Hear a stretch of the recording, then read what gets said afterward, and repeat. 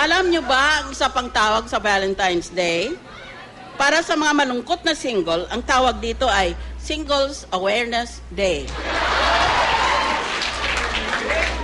Para sa mga masaya na single, ang tawag dito ay Singles Independence Day.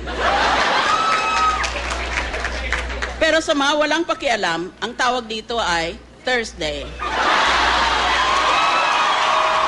Buti pang kalendaryo, may date. Kayo ba, meron? Kapag ikaw ay nagmahal, pero sasaktan mo rin lang naman, dapat maghamon ka na lang ng suntukan.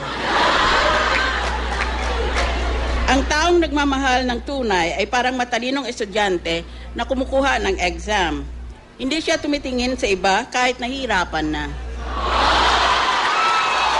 Para sa mga single, umuwi ng maaga mula sa school o sa trabaho para isipin nila may date ka.